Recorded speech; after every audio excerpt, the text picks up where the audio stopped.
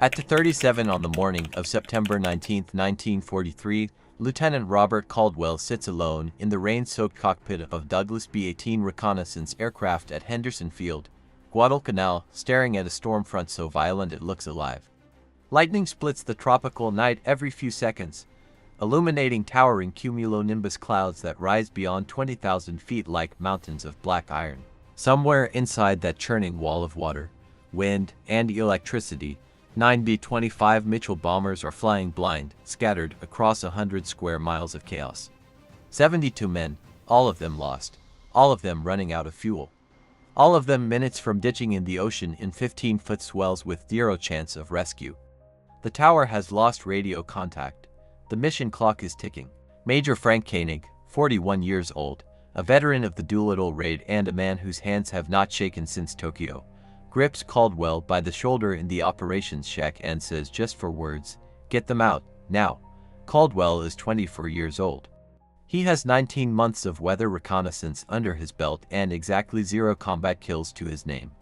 He flies an unarmed, outdated twin-engine plane that most fighter jocks call a flying weather station, a relic, dead weight. For 17 months, he has mapped typhoon tracks, measured wind shear, radioed temperature gradients to headquarters so the bombers and fighters can plan their strikes.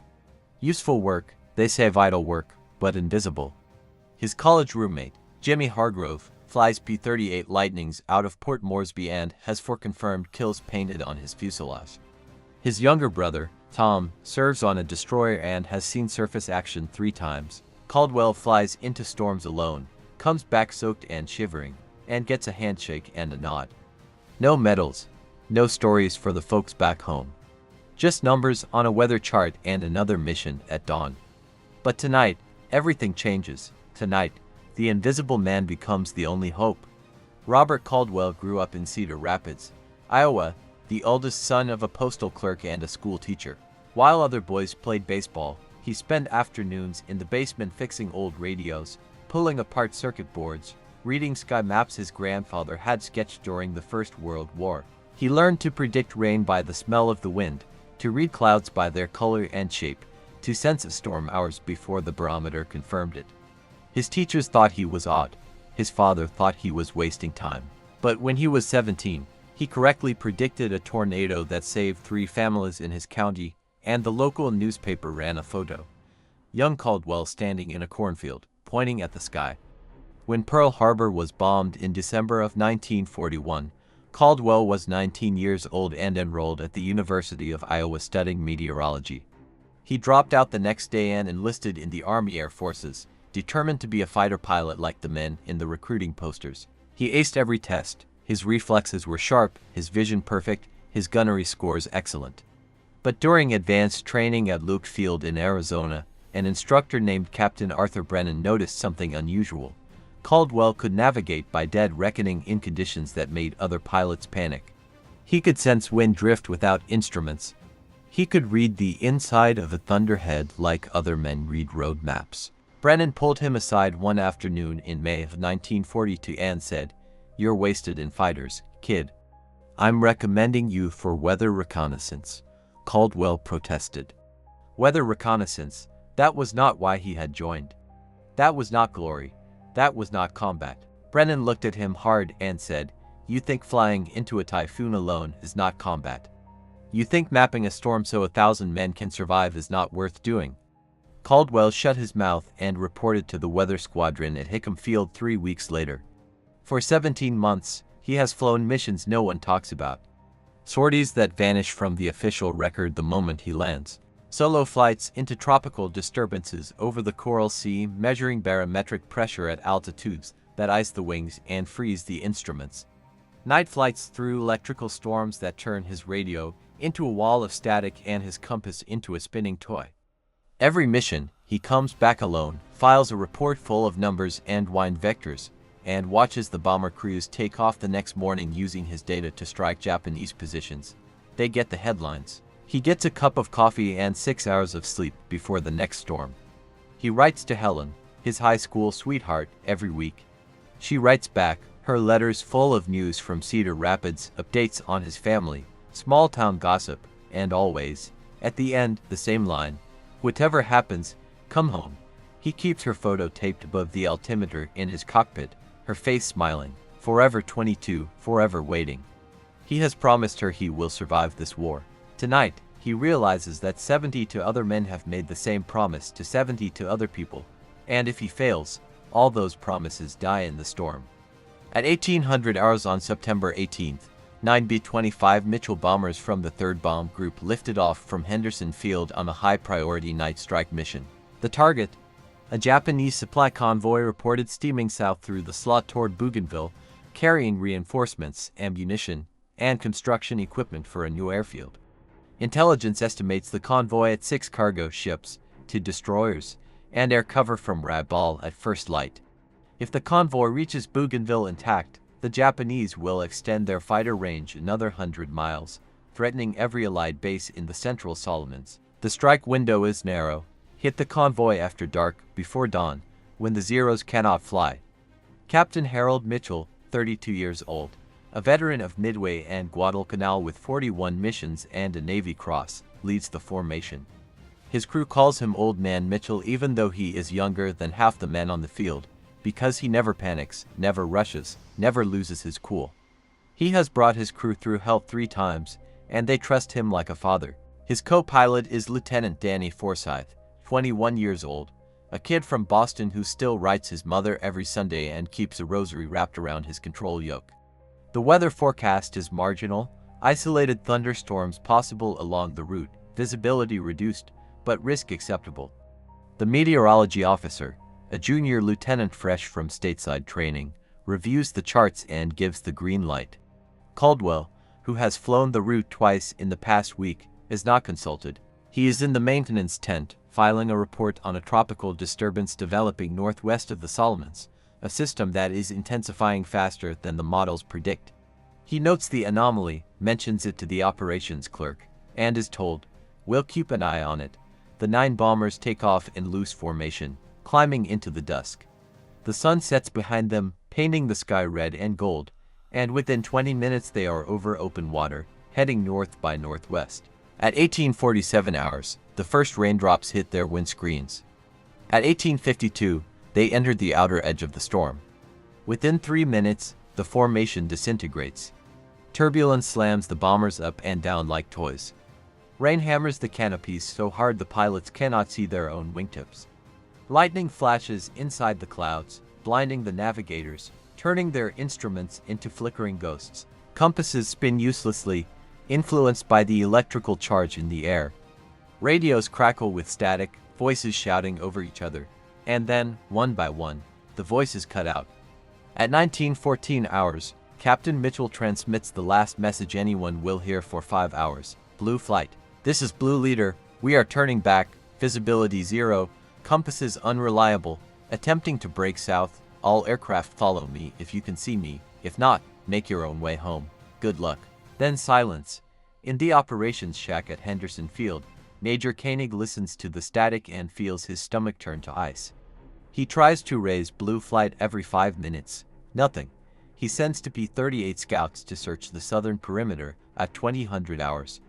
They return after 18 minutes, reporting 0 visibility, dangerous icing, and conditions too severe for visual search. He requests a Navy PBY Catalina flying boat from Espiritu Santo for a night search and rescue operation. The response comes back terse and final. No night launches authorized in these conditions. Too dangerous. Wait for dawn. Koenig does the math. The B-25s carry enough fuel for 7 hours of flight at cruise settings. They took off at 1800 hours. It is now 20 to 30 hours. That gives them 90 minutes of fuel remaining. Maybe less if they have been fighting headwinds or flying at full power trying to climb out of the storm. 90 minutes. After that, they will ditch in the ocean one by one, in darkness, in swells that will smash the aircraft to pieces on impact. Even if the crews survive the ditching, their life rafts will be scattered across 100 square miles of storm-tossed sea with 0 chance of being found before dawn. And by dawn, the Japanese will control the airspace. Koenig paces the operations shack, fists clenched, jaw locked. He has lost men before. He has written letters to families, signed reports listing men as missing in action, attended memorial services where no body was buried because no body was ever found. But he has never lost 9 aircraft and 72 men in one night because of a storm that should never have been there. He knows in his gut that someone made a mistake. Someone missed the signs. Someone did not read the weather right. And then he remembers Caldwell. Major Koenig finds Caldwell in the maintenance tent at 200 hours, hunched over a weather chart, drinking cold coffee from a dented tin cup. Caldwell has been awake for 27 hours.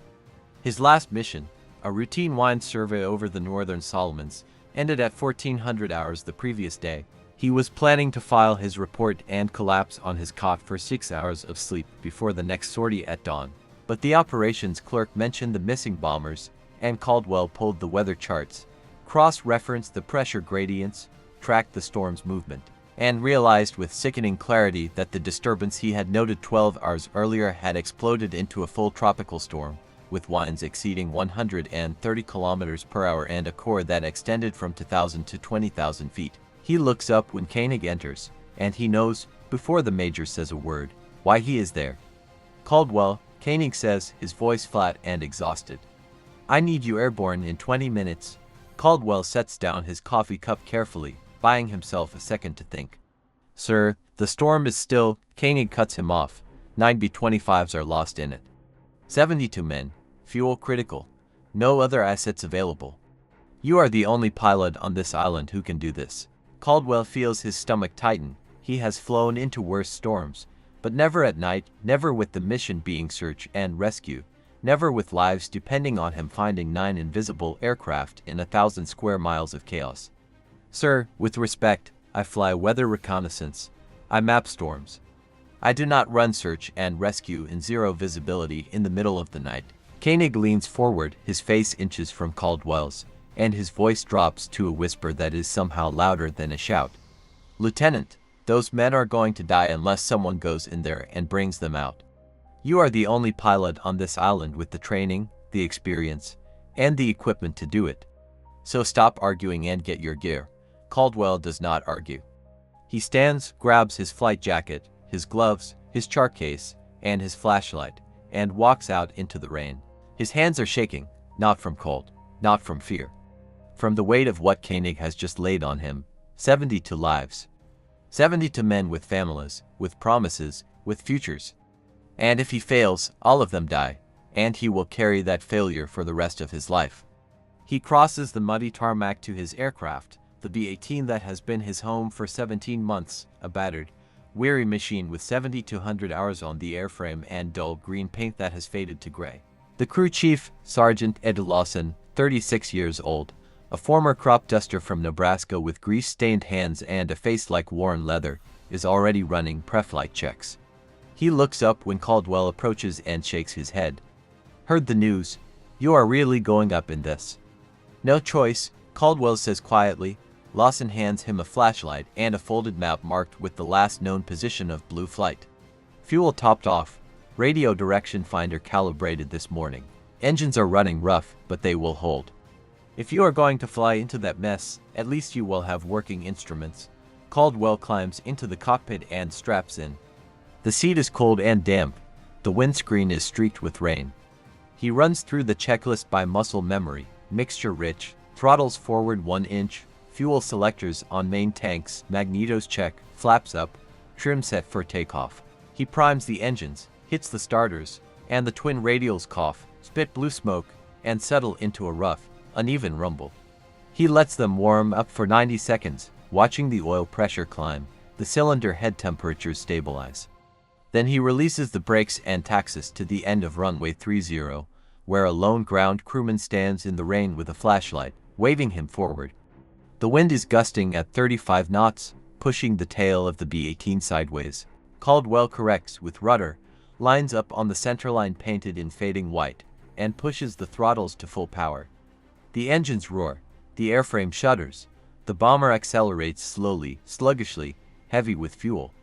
At 70 knots, he rotates, pulling back on the yoke, and the nose lifts. At 78 knots, the wheels leave the ground. The gear retracts with a solid thunk, the runway lights fall away below. And Caldwell turns north, directly into the storm, alone. Within 2 minutes of takeoff, Caldwell is inside solid cloud. The world outside the cockpit vanishes, replaced by a gray void that presses against the windscreen like a living thing. Rain hammers the glass so hard he cannot see the propeller hubs 3 feet in front of him. The aircraft bucks and shudders, caught in invisible hands that throw it up, down, sideways, without warning. At 4,000 feet, the turbulence worsens. At 6,000, the airframe groans under the strain, rivets creaking, metal flexing. Caldwell keeps his eyes locked on the instruments, ignoring the screaming instinct to look outside, to find a horizon, to see something real. The artificial horizon gyroscope spins lazily, unreliable, influenced by the violent motion. He ignores it and flies by feel, by the pressure on the control yoke, by the angle of the rain streaking across the side windows. He has done this 100 times before, but never at night, never with 72 lives depending on him, never with the knowledge that if he makes one mistake, if he loses control for even 5 seconds, he will spiral into the ocean and no one will ever know what happened. He levels off at 8,000 feet and forces himself to breathe slowly, steadily, fighting the adrenaline that makes his hands shake. He toggles the radio direction finder, the RDF, a simple but temperamental device, a rotating loop antenna mounted on top of the fuselage that picks up radio signals and indicates their direction relative to the aircraft. If the lost bombers are transmitting, even intermittently, the RDF can point him toward them. If they are not transmitting, or if their radios are dead, or if the storm is swallowing every signal, then he is flying blind, searching for 9 invisible needles in a 1,000-square-mile haystack. He tunes the radio to the bomber frequency, 243.0 megacycles, and listens. Static. White noise. The hiss and crackle of rain on metal, of lightning in the clouds, of 1,000 electrical ghosts. He adjusts the tuning knob slowly, carefully, listening for any human sound. Nothing. He tries the emergency frequency. Nothing. He tries the navigation beacon frequency. Nothing. The bombers are either not transmitting, or their radios are dead, or they are too far away, scattered across the storm. Caldwell thinks, forcing his brain to slow down, to analyze, to calculate. The bombers were headed north when they entered the storm at 1850 hours. Last known position, approximately 60 miles northwest of Henderson Field. They attempted to turn back, which means they should have been heading south or southeast, but they never arrived.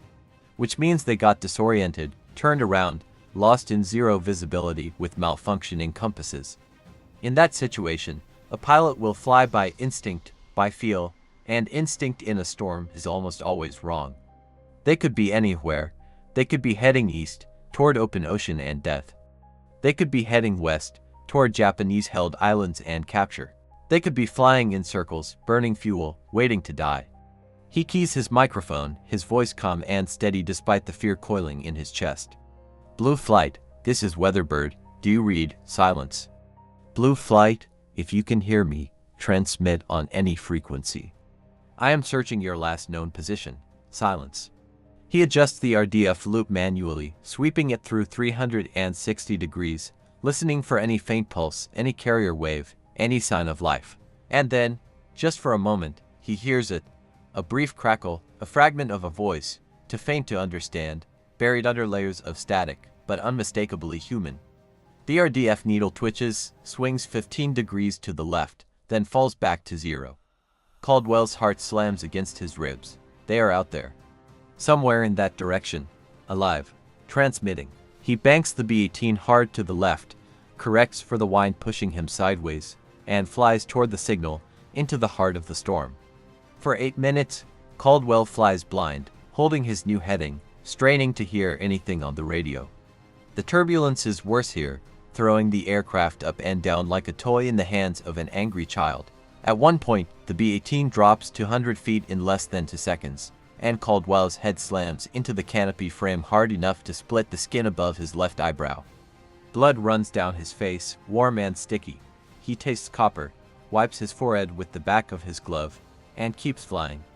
The altimeter unwinds to 7,100 feet. He adds power, pulls back on the yoke, and climbs back to 8,000, fighting every foot of altitude. Then he hears it again, a voice, clearer this time, broken by static but unmistakable. Anyone. Fuel at 20. Cannot hold altitude. Losing right engine. The RDF needle swings to the left again, steadier now, pointing northwest. Caldwell keys his mic.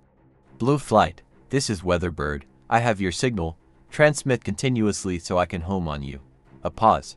Then a voice, young and scared and flooded with relief. Weatherbird, Blue 3, is that you, Caldwell? Jesus Christ, we thought we were dead. It is Lieutenant Danny Forsyth, co-pilot of Blue 3, the skinny kid from Boston who once bought Caldwell a beer at the officers' club and called him the luckiest man alive because he never had to face enemy fire. Caldwell feels a surge of emotion so strong it nearly chokes him. They are alive. At least one crew is alive. Blue 3, I need you to transmit for 30 seconds straight. Any words. Just keep talking so I can track you. Roger, Weatherbird. Transmitting now. We are at 6,000 feet. Heading unknown. Fuel at 20 minutes, maybe less. We lost the rest of the formation hours ago. We do not know where we are. Visibility is 0. Rain is unbelievable. We hit something. Maybe another plane. Scraped the right wing. Thought we were going down, but we held it together. Captain Green is flying. He is the best damn pilot I have ever seen. He says to tell you we need a heading now, or we are ditching in the next 15 minutes. Caldwell watches the RDF needle. It holds steady now, pointing 17 degrees left of his current heading. He calculates quickly. If Blue 3 is northwest of him and heading roughly south, and he is heading northwest, they should converge in less than 10 minutes if both hold course. But if the bomber changes heading, or if the wind pushes them off track, they will miss each other in the darkness and never find each other again. He makes a decision. Blue 3, listen carefully, turn to heading 160 degrees, maintain 6,000 feet, reduce speed to 140 knots, and transmit continuously. I am going to fly a reciprocal course and intercept you visually. Weatherbird, our magnetic compass is spinning like a top. We cannot hold a steady heading. Caldwell feels a stab of fear.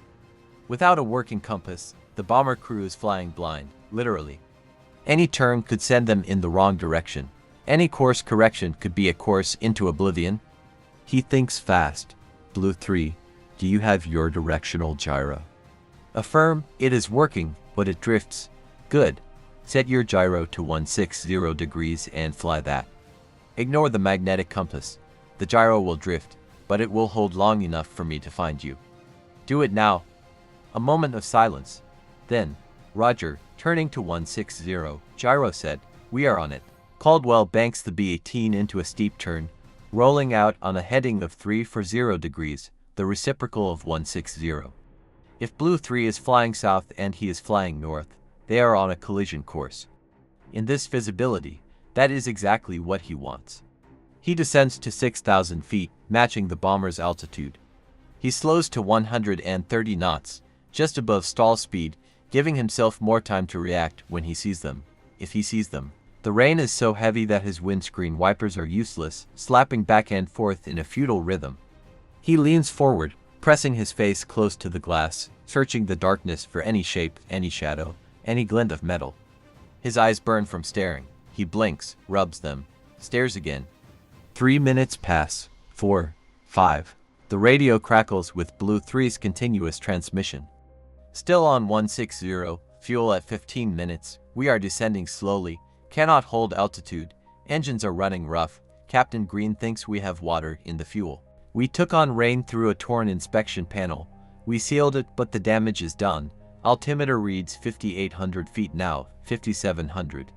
Caldwell's eyes burn. 6 minutes. 7. Nothing but rain and darkness. And then, at 7 minutes and 40 seconds, he sees it. A faint silhouette, darker than the clouds, slightly below and to his right, a twin-engine shape with a high tail, the unmistakable profile of a B-25 Mitchell. Blue 3. He keys his mic, forcing his voice to stay calm. Blue 3, I have you visual, 12 o'clock low. You are directly in front of me. Weatherbird, we do not see you. Where are you? You will not see me. I am above and behind you. Hold your course. I am going to drop down and lead you home. He throttles back, descends to 100 feet, and tucks in behind the bomber, close enough to see the dark shape of its tail, the torn metal on the right wing, the thin stream of black smoke trailing from the right engine. But it is flying, it is alive, and Caldwell is going to bring it home. Now comes the hardest part, getting them home before the fuel runs out. Caldwell pulls out his chart, shines his flashlight on it, and plots a rough course. Henderson Field is approximately 80 miles southeast of their current position. Heading 130 degrees. Flight time at 140 knots, approximately 34 minutes. Blue 3 has 15 minutes of fuel remaining, maybe less. The math does not work, unless they get a tailwind. Unless the fuel gauge is pessimistic. Unless the engines hold together long enough to glide the last 10 miles. Caldwell does not believe in miracles, but tonight he has no choice. He keys his mic. Blue 3, new heading, turn gently to 130 degrees, hold 6,000 feet, reduce power to maximum endurance setting. We are 34 minutes from Henderson Field. A long pause. Then Captain Green's voice, tight and controlled. Weatherbird, we do not have 34 minutes. We have 10, maybe 12. I know. Fly the heading anyway. Lean out your mixture as far as you can without losing power. Feather any rough engine. I will stay with you all the way. Understood? Thank you. The bomber turns slowly, clumsily, wallowing in the turbulence like a wounded bird. Caldwell follows, matching every turn, every dip, every shudder. They fly together through the storm, to fragile machines held together by rivets, fuel, and hope. Slowly, gradually, the rain begins to ease. The worst of the storm is behind them, but the danger is not over. At 9 minutes into the flight home, Blue 3's right engine begins to cough. The RPM drops, black smoke pours from the cowling. Captain Green's voice comes over the radio, clipped and calm, right engine failing, shutting it down, feathering the prop. The bomber slows immediately, loses altitude. Caldwell descends with them, matching their rate of descent. They are down to 5,000 feet, then 4,500, then 4,000. If they go much lower, they will not have enough altitude to glide to the runway if the left engine quits. Caldwell makes a decision. He moves up alongside the bomber, close enough that in daylight they could wave to each other, and flips on his position lights. The B-18's wingtip lights glow green and red in the rain, small beacons in the darkness. He keys his mic. Blue 3, follow my lights. Stay on my right wing. I will guide you straight in. Captain Green's voice. I have you visual. We are with you. Good. Stay with me. We are 22 miles out. Caldwell turns his attention to his instruments. Heading 130. Altitude 3,800 feet. Airspeed 135 knots. He clicks his radio transmitter 3 times, the emergency signal for Henderson Field Tower. A moment later, the tower responds. Weatherbird, runway 30, winds to 80 at 18, ceiling for 100 feet, rain moderate. You are cleared for immediate landing. Crash crews standing by. At 15 miles out, the clouds begin to thin. Caldwell catches a glimpse of black water below, white-capped waves illuminated by a flash of lightning. At 10 miles, he sees the faint glow of the runway lights through the rain. At 5 miles, he begins his descent, dropping to 1,000 feet. Blue 3 follows, staggering on one engine, the crew fighting to hold altitude. At 3 miles, Caldwell sees the runway clearly now, 2 rows of dim lights stretching into the rain. At 1 mile, he pulls up and to the left, clearing the approach path. Blue 3, runway straight ahead. You are cleared to land. I will follow you in. Roger, Weatherbird. Thank you for bringing us home. The bomber descends through the rain, landing gear dropping with a mechanical whine, flaps extending. It crosses the runway threshold at 90 knots, too fast, but there is no choice. The wheels touch down hard, bouncing once, then settling. The bomber rolls down the runway, brakes screaming, and comes to a stop 200 feet from the end. Ground crews sprint toward it through the rain. Caldwell circles once, then lands behind them, taxiing to the ramp. As he shuts down the engines, the silence in the cockpit is deafening. His hands are shaking. Blood has dried on his forehead. He is exhausted beyond words, but he does not stop. 8 bombers are still out there. Caldwell refuels, gulps down a cup of scalding coffee handed to him by Sergeant Lawson, wipes the blood from his face, and takes off again at 3:42 hours. The storm is weakening, but it is still dangerous, still vast, still hiding 8 bombers somewhere in the night. For the next 2 hours and 30 minutes, Caldwell flies a methodical search pattern, sweeping back and forth across the storm's predicted path, listening on every frequency, rotating the RDF loop constantly, hunting for signals. His eyes burn. His body aches. His mind feels slow, dulled by fatigue, but he does not stop.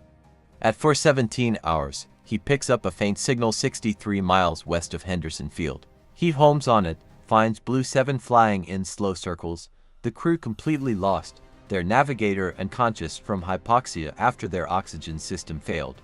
Caldwell guides them home, talking them through every turn, every descent, bringing them in on fumes. At 5:31 hours, he intercepts Blue 2 and Blue 9 flying in loose formation, miraculously still together after 5 hours in the storm. Their radios are damaged, transmitting only intermittently, but Caldwell locks onto their signal and leads them back like a shepherd guiding lost sheep. At 6:12 hours, flying on his last reserves of mental and physical strength, Caldwell finds Blue 5 limping along at 3,000 feet, both engines coughing, fuel gauges reading empty, the crew preparing to ditch. He talks them through a dead stick landing on a small coral atoll 32 miles north of Guadalcanal, guiding them down through broken clouds to a narrow strip of sand and rock. The bomber lands hard, the left landing gear collapses, but the crew survives. Caldwell radios their position to Henderson Field and requests immediate Navy rescue. At 6:48 hours, with the eastern sky turning pale gray with the first light of dawn, Caldwell lands at Henderson Field for the final time. He has been airborne, with brief refueling stops, for nearly 4 hours. He has flown through the worst storm of his life. He has saved 8 bomber crews. 64 men, 8 aircraft, but not all of them. Blue 6, carrying 12 men, is never found. No radio contact, no wreckage, no trace. Somewhere in that storm, they went down, and the sea took them, and no one will ever know exactly where or how or when. Caldwell will carry those 12 names for the rest of his life. Major Koenig meets Caldwell on the tarmac as he climbs out of the cockpit, legs shaking, face pale with exhaustion. Koenig says nothing. He just grips Caldwell's shoulder hard, nods once, and walks away. It is the highest compliment Koenig knows how to give. Caldwell files his after-action report in the operations shack, 3 pages of coordinates, radio frequencies, fuel consumption data, and a brief note at the end. Blue 6 not located. Recommend search at first light. He signs it, hands it to the duty clerk, and walks to his tent. He collapses on his cot fully clothed, boots still on, and falls asleep instantly, dreamlessly, for 11 hours. When he wakes, the sun is setting again, and the field is quiet. He walks to the mess tent, eats cold beans and stale bread, and returns to his tent. No one congratulates him. No one shakes his hand. The bomber crews who were saved are busy with debriefings, maintenance checks, preparing for the next mission. Life on Guadalcanal moves on. The war does not pause for one night of heroism. 6 weeks later, a clerk delivers a medal in a paper envelope, the Distinguished Flying Cross. The citation reads, "For extraordinary achievement while participating in aerial flight, Lieutenant Robert Caldwell displayed exceptional courage, skill, and determination in locating and guiding multiple aircraft to safety under extremely hazardous weather conditions, disregarding his own safety to ensure the survival of his fellow airmen." Caldwell signs for it, puts it in his footlocker, and never mentions it again. He continues to fly weather reconnaissance for the rest of the war. He flies through to more typhoons, maps wind patterns for the invasion of Peleliu, provides meteorological data for the Lady landings. He never fires a shot in combat. He never shoots down an enemy plane. His name never appears in the newspapers, but in the operations tents and ready rooms across the South Pacific, pilots know his call sign. Weatherbird, the man who flies into the storm when everyone else turns back, the man who brings you home. Robert Caldwell survives the war and returns to Cedar Rapids in October of 1945. He marries Helen 3 weeks later in a small ceremony at the Methodist Church on 5th Avenue. He takes a job as a meteorologist for the United States Weather Bureau and spends 33 years forecasting storms, teaching young meteorologists to read the sky, mentoring a generation of scientists who never know about the night he saved 64 lives. He never talks about the war. When friends ask, he changes the subject. When reporters call after the war, asking for interviews about his Distinguished Flying Cross, he politely declines. When his son, Michael, asks him what he did in the war, Caldwell says simply, "I flew weather planes, nothing special." Helen discovers the medal 20 years after the war, wrapped in tissue paper in a shoebox in the attic, alongside a faded photo of 9 B-25 bombers on a tarmac and a handwritten note from Captain Harold Mitchell that reads, "To Weatherbird, you saved my life and the lives of my crew. We will never forget. Forever in your debt, Mitch." She asks him why he never told her. He shrugs and says, "It was just my job." Robert Caldwell dies on March 14, 1998, at the age of 79, in his sleep, in the house he and Helen built together, surrounded by books about weather and radios he never quite finished fixing.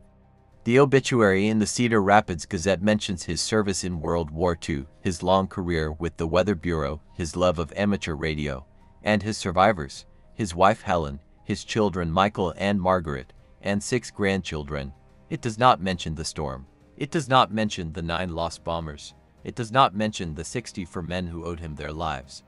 But at his funeral, 3 elderly men in their 70s, strangers to the family, stand at the back of the church. One of them is Danny Forsyth, the co-pilot of Blue 3, who traveled from Boston to say goodbye. After the service, he approaches Helen and Caldwell's children and tells them what their father did that night in September of 1943. He tells them that every year on September 19th, the surviving members of Blue Flight gathered in a small room in a VFW hall in Omaha, Nebraska, and raised a glass to Weatherbird, the pilot who flew through hell to bring them home. He tells them that without Robert Caldwell, he and 63 other men would have died in the storm, forgotten, their families never knowing what happened. He tells them that their father was a hero. In 2003, 5 years after Caldwell's death, the Air Force Historical Research Agency re-examines his service record as part of a broader review of World War II reconnaissance missions. They elevate his distinguished flying cross citation to include a Valor device, recognizing that his actions that night met the criteria for combat heroism despite the absence of enemy contact. A small ceremony is held at Offutt Air Force Base, Nebraska. The upgraded medal is presented to his daughter, Margaret, now 56 years old, a high school history teacher in Des Moines. She accepts it quietly, holding the medal in both hands, and says only, he would have said it was just his job. The B-18 reconnaissance aircraft that Caldwell flew that night, tail number 4-38173, was scrapped in 1946 at a surplus yard in Long Beach, California. No effort was made to preserve it. The logbooks and maintenance records were destroyed. The only physical trace of that mission is a faded entry in the Henderson Field operations log, dated September 19, 1943, written in pencil. Weather reconnaissance aircraft departed 0 to 37, returned 0645. Mission successful, 8 aircraft recovered. Crew, Lieutenant Caldwell, are 72 words. 64 lives, 1 night, 1 pilot. 1 mission that almost no one remembers. But the men of Blue Flight remember, every September 19th, until the last of them dies in 2011 at the age of 89, they gather in a small room in a VFW hall in Omaha and raise a glass. To Weatherbird, to the man who proved that a reconnaissance plane, ridiculed as useless, flown by a pilot with no combat kills and no glory, could be the difference between life and death. To the man who flew through a storm at midnight and brought them home.